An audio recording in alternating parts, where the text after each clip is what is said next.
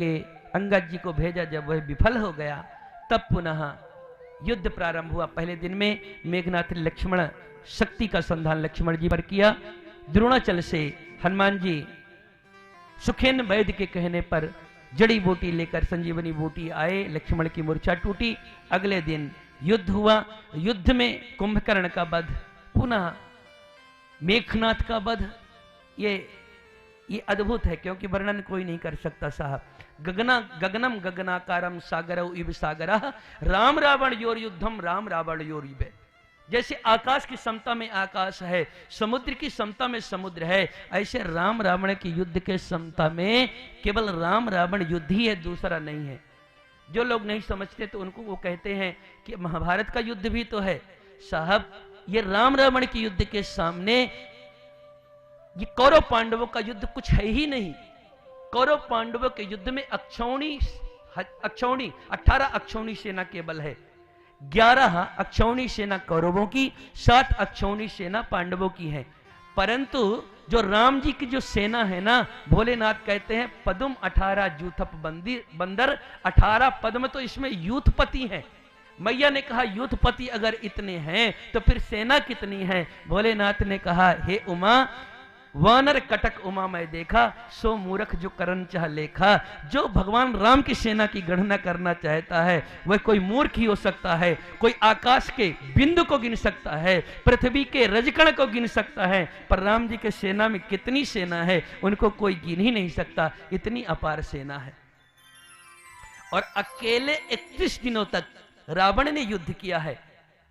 एक बड़ा रोचक प्रसंग आता है कि जब बाण पर बाण चला रहे थे, जब बाण पर बाण भगवान राम आपस में युद्ध हो रहा था, तो जो बायां हाथ है युद्ध में धनुष चलाने में वो आगे होता है और दाहिना हाथ पीछे होता है। बाएं हाथ को बड़ा क्रोध आ गया दाहिने हाथ पर। उसने कहा खान पान सम्मान में सदा रहा तगवान। खाने का हो, हाथ मिलाने का हो, सब काम में तो आगे आगे दौड़ते रहते हो, अब क्यों पीछे जाते हो? देख दशानन बाण। अब रावण के बाण को देख करके पीछे क्यों छुप रहे हो? आगे चलो, तुम आगे रहो, मुझको पीछे क्यों, तुम पीछे क्यों जा रहे हो? आगे रहो। तो दाहिनी हाथ ने एक अच्छी बात कहा, तुमने ये कैसे समझ लिया कि मैं रावण से डर गया हूं? दाहिनी हाथ ने कहा बाएं हाथ को कि मैं डरा नहीं हूं, जाकर के प्रभु कान में पूछता हूं एक बात। प्रभु के कान में जाकर के मैं एक बात पूछ रहा हूं, एक एक कर हतों की हतों एक ही साथ, इसके एक एक सर को काटूं, एक एक भुजा को काटूं कि एक साथ काटूं। मैं तो प्रभु से मशवरा करने के लिए वहां गया था कान के पास में, मैं डरा थोड़ी हूं। आप समझ लें, 31 दिनों तक युद्ध किया। Ram Ravan your Yuddham Ram Ravan your इव। केवल 2 से 5 मिनट के अंदर हम कथा को विश्राम जब दे रहे हैं, तब उस क्षण में कहते हैं कि भगवान राम जैसा दूसरा कोई नहीं है। आज भगवान ने युद्ध पर इतना इतना अद्भुत युद्ध का कौशल किया।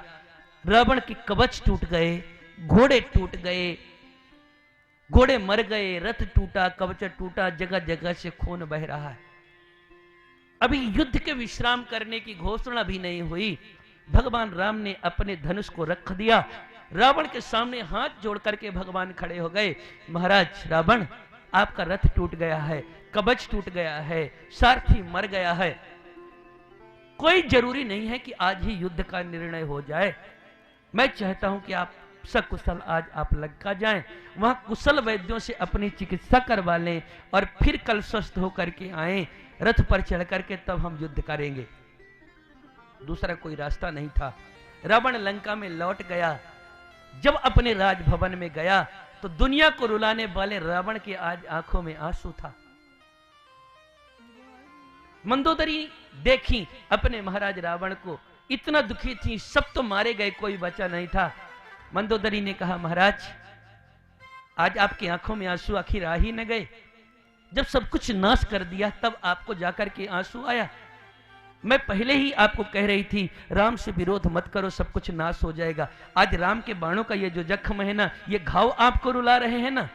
इतना सुनते हुए जो रावण जिसकी आंखों से आंसू आ रहा था, एक क्षण में उसकी भौएं टेढ़ी हो गई। मंदोदरी की तरफ तिरछी निगाह से देखते हुए रावण ने कहा, आज मुझको शर्म आ रही है कि तुम मेरी पट्ट महिषी हो। तुम रावण की पत्नी होकर के आज तक अपने पति को नहीं जान पाई।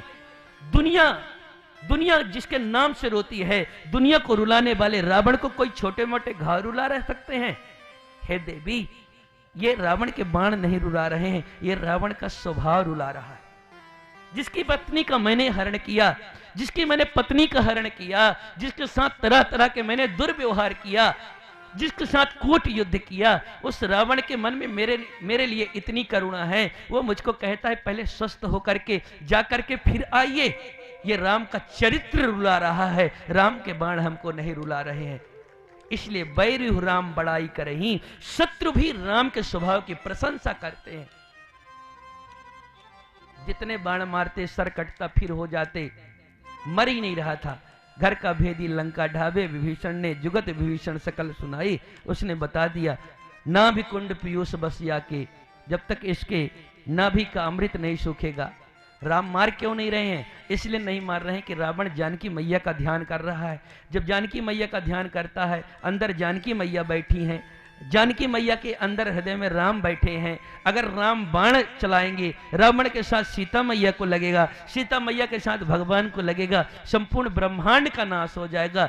इसलिए भगवान राम ने लीला किया, एक साथ साथ बाणों की बौछार करने लगे प्रभु। और जब उन बाणों की बौछार से रावण का मन विचलित हो गया, सीता से मन उसका हटा, तब भगवान ने नाभि कुंड का अमृत सोखने के बाद में रावण का भगवान ने आज छांड़े सर 31 बाणों में एक साथ चला करके 10 शीश 20 भुजा नाभि कुंड का अमृत के साथ में भगवान ने रावण का वध किया है। अधर्म पर धर्म की विजय हुई है, असत्य पर सत्य की आज जीत हुई है। विभीषण को राजा बनाया है। बस फिर मेरा वही आज प्रश्न, फिर मेरा एक प्रश्न आज आप सबसे। हर साल दशहरा आता है, हर साल आप लोग, हम सब लोग रावण के पुतलों को जलाते हैं। फिर अभी रावण का प्रश्न वही बाकी है। मैं रावण हूं, मैंने सीता का हरण किया। हरण करने के बाद सीता लंका में मेरे पास रह करके जब तक उनकी इच्छा नहीं हुई, उनका शील सुरक्षित रहा।